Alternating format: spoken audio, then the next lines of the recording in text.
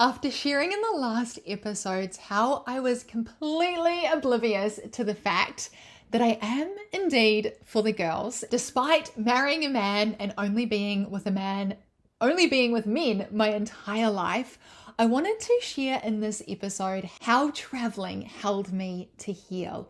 Welcome to the Becoming Space podcast. This is where we break the rules of who we should be and step into the truth of who we are. I'm Zisha, and here we explore the moments that change us, the stories that shape us, and the deep knowing that who we are right now is already enough. Truly, I don't think I would have had this self-discovery unless I had committed to full-time travel. And I know that that is just so crazy to think. Well, for me, it's so crazy to think because I can't imagine not knowing that I'm actually meant to be with a woman and that I'm actually a lesbian. If I didn't know that about myself right in this moment, I would just be so sad and so devastated that I was still not living my truth. And there's no way I could have broken out of my perfectionist bubble or the amount I was trying to control my life. I couldn't have broken those patterns unless I had committed to full-time travel. And undoubtedly, there are so many different layers that have been a different piece of the puzzle in order for me to return home to myself and discover that I am gay. This piece of the puzzle of travel, absolutely huge. And the reason for that is I had been so conditioned for so many years, 31 years, and I had so many masks that I was wearing 24/7. And being in the same familiar environments around the same expectations and commitments, I wouldn't have been able to break free any other way. And in saying that, I do want to read out this quote that I have posted on my Instagram, actually. And it is, "Travel is rehabilitation in its purest form. We free ourselves from labels. We lose control willingly. We trade our role for reality. We love the unfamiliar. We trust strangers. We own only what we carry. We search for better questions, not answers. We find ourselves. We sometimes choose to never come back." And I never did come back. I often joke to myself that I went to Asia and came back gay because that's exactly what happened. And when I departed for that trip, I was 100% straight Zisha.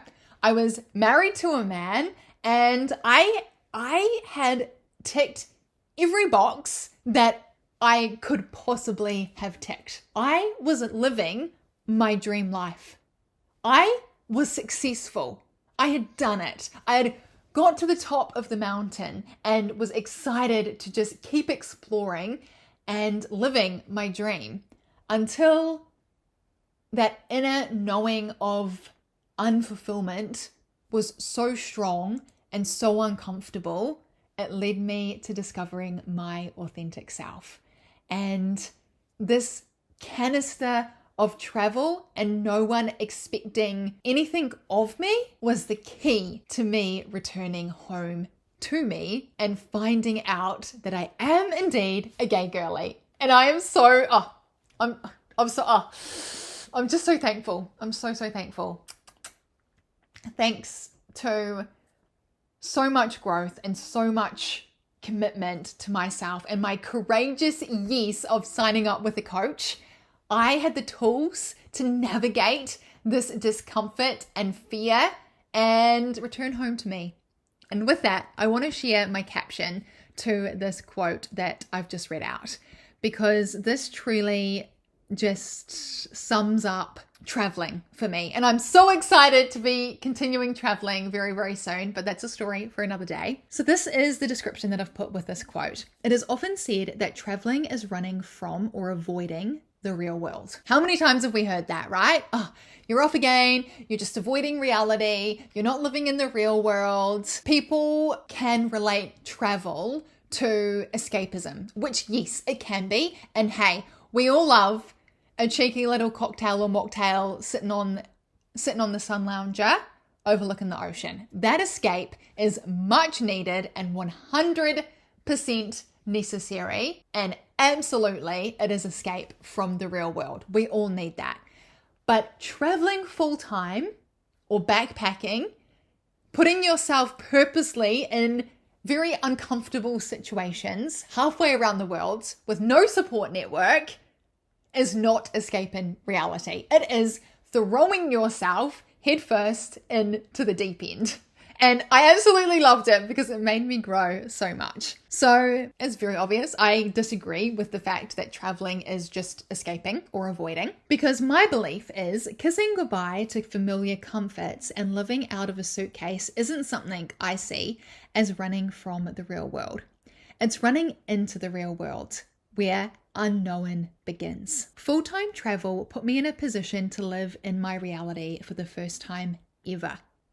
It made me face reality at a rapid rate, and some might be shocked. This reality was myself. It had nothing to do with the real world as it is painted. Travel put me in a position where I had no one or no thing to distract from or blame for the void I had carried for a lifetime. And that truly is the golden egg. I had ticked everything off my to-do list. I had ticked my accomplishments. I was living my dream life. And that void that I held before ticking all of those boxes, I just thought, when I travel full time, then I won't feel the void. When I XYZ, then that's what's missing. That's all I need to find. And when you reach a point in your life where you've ticked everything and you still feel the void, it's scary. It is so terrifying. My entire world felt like it was crumbling. And if you listen to the previous episodes, you will know that I had just hidden myself away for a couple of weeks, and during that time, I was in bed for 3 days straight. I was bedridden. I was beside myself, and I did not know what to do. I did not know what on earth to do, because I'd tried everything. I had, shown up for myself. I'd done everything to my very, very best. And I was like, why is this not working? And if you listen to the previous episodes, then I go more into that over there. So do pop on over if you haven't had the chance as of yet. I no longer had an excuse. I had ticked all my boxes. So why was I feeling this void? And I got to the point where I had to face that void, and I was no longer running. I was no longer avoiding. I was forced to face my reality, and I was forced to face myself. Whew! This is big. This is huge. After that experience, I now believe my commitment to playing a continuous role in the real world helped me run from and avoid reality for 31 years. It helped me run away from the void and avoid myself, and served the perfect environment to blame everyone and everything countless times over, rather than facing the truth. And it kept me from facing reality and doing the work. Travel, for me, was rehabilitation in its purest form. And I believe that traveling is one of the most courageous acts a human can do, because there is nowhere to run and there is nowhere to hide from facing the true reality. The true reality is not external. It's the voids that we all have within, And undoubtedly, I'm still going to have voids in my life. This is part of the journey, right? But it's also a part of becoming. So with that, travel allows us to free ourselves from labels. We lose control willingly. We trade our role for reality. We love the unfamiliar. We trust strangers. We own only what we carry. We search for better questions, not answers. We find ourselves, and we sometimes choose to never come back. And that is where my magic began. Traveling pushed me to my limits beyond what I could have ever pictured for myself. It gave me so much confidence, so much bravery, so much courage. And the first time in my life, I got to be introduced to the real version of Zisha. I feel like the standard 9-to-5 job for me was the perfect band-aid and perfect distraction to avoid who I truly was. And I can't even believe how cloudy and foggy my life vision was. I mean, I think we can all agree that the fact that I was married to a man and wholeheartedly, hand on heart, thought that I was straight when I'm actually gay. There is layers of conditioning there. There is undoubtedly layers of conditioning, and those masks that I had been taught to wear and had worn for 31 years. And hey, let's face it, today I'm still peeling back masks that have been warranted over the 31 years. Life is hard. You know, these versions of our masks, we all have them, and they're all a really, really beautiful, important part of ourselves because they have kept us protected and safe our entire lives. And incorporating those into our whole being is such an important part of the process on our journey of becoming.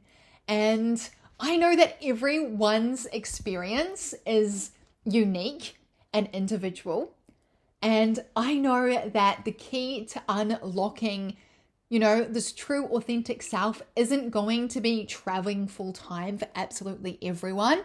And I also know that each and every individual's journey back to themselves is not going to be finding out that they're gay. We all have a separate, unique, individual journey that our soul is living and becoming throughout this journey of life. And this is not a one-size-fits-all approach, but I truly, truly, truly understand that in order to discover what these keys are for each individual, it all starts with returning within and doing this inner work that in turn guides the outer world. And I am so blessed and grateful for eternity for having this opportunity to learn a new set of skills that have supported me throughout this entire journey to unlocking my own set of doors with my own unique set of keys. And I am so excited to share this with other people because truly a solid foundation on who we are within provides us with this unique roadmap of the journey of who we really need to become. And if you're like me, where you are at a stage, or maybe almost at a stage, where you have ticked so many of these amazing accomplishments off your list, and you consider yourself successful, but you've got this inner knowing that something's just not adding up. You've got there and you're thinking, this, this doesn't really feel like I thought it would feel like. And I don't really want to admit that because I'm meant to feel happy. And then guilt for me started kicking in when I got to that point. I was feeling guilty for not being grateful enough for what I had. I was full of so much shame. And I also had a lot of shame by having to step away from my marriage and decide to get a divorce. That decision came with so much shame and so much guilt. But I have been so lucky to have the tools and build up my muscle memory on how to support myself through this. And that would not have been possible unless I said the courageous yes to filling out my coaching application form and applying to be one of my coach's clients.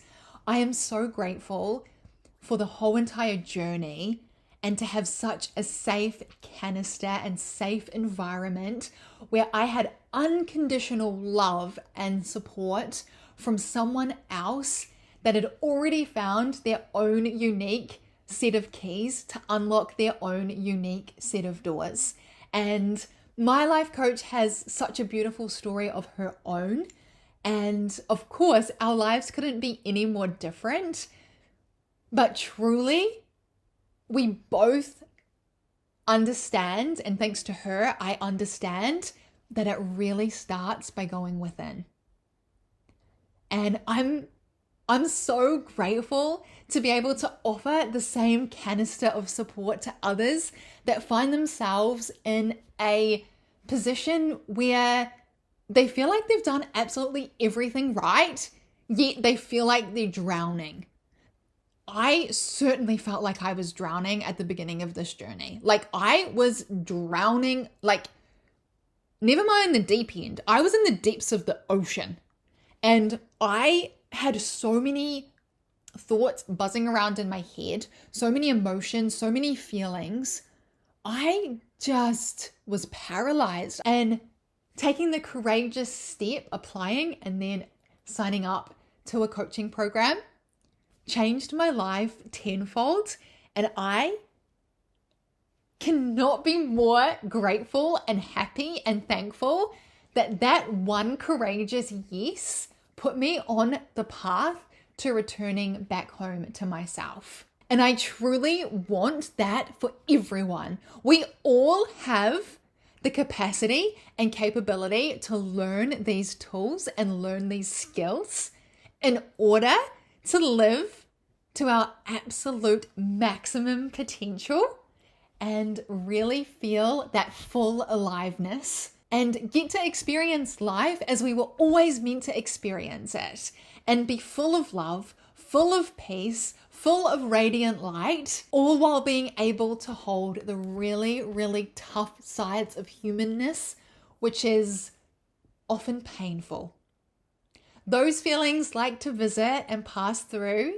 As I've mentioned already, the shame, the guilt, the pain, the heartache, so many dreams that possibly have to be let go. That can be really hard to accept. I was there.